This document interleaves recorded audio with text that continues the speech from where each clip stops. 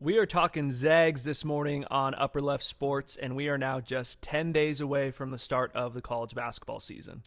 Yeah, man, the clock's ticking down, and I tell you what, I'm more excited for that than I think I am actually Thanksgiving dinner. You know, this Gonzaga program through the years has historically been one that doesn't get a lot of national respect, and it feels like what normally happens as we get into non-conference play. Mark Few's boys go out and ruffle a few feathers on the national scene, and then before WCC conference play starts, we've got a top 5 team. Well, we don't have to wait that long this year, as for the first time in program history, the Gonzaga Bulldogs are the number 1 team in the AP preseason poll. You love to see it, man. You love to see it. This is a lot of hard work the Zags have put in over the years to get to this point.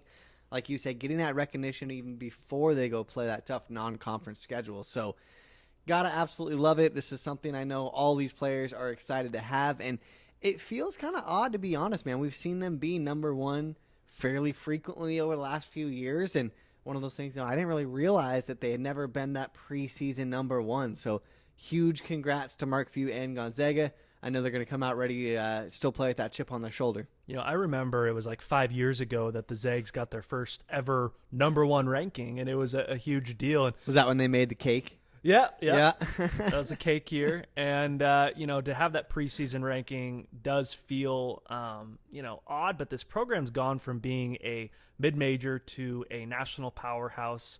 Obviously over a long journey, but these last few years, especially, the coaches poll came out as well. It was actually the closest between the top 2 teams in the coaches and AP poll it's ever been, between Gonzaga and Baylor.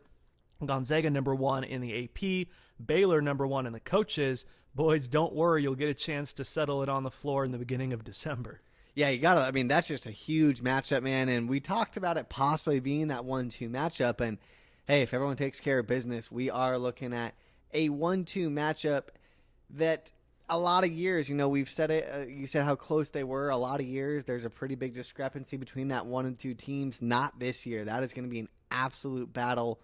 Whether or not it ends up being 1-2, both those teams are going to come out firing. Yeah, we know preseason rankings don't mean anything when it comes time to March in the tournament, hoping we get that far this year. However, let's take a look at the rest of the preseason rankings. You've got Villanova coming in at number 3. Tony Bennett, who spent some time up here on the Palouse, now at Virginia, got a national championship to his name. They are the preseason number 4. Iowa and their number 5 ranking, Luka Garza, another team the Zags are going to play very early on. Yeah, that's going to be a huge game. Playing Kansas, playing Baylor, you're going to see some really, really talented backcourts, but Luke Garza is probably, if not, he is the most talented big man in college basketball this year. This is a guy who averaged roughly 23 and 11 last year, so we know he's going to come out. He's going to be the leader of that team. The ball is going to flow through him. And I think, when it comes down to where might be the weaker part of Gonzaga's teams, it's going to be bench depth.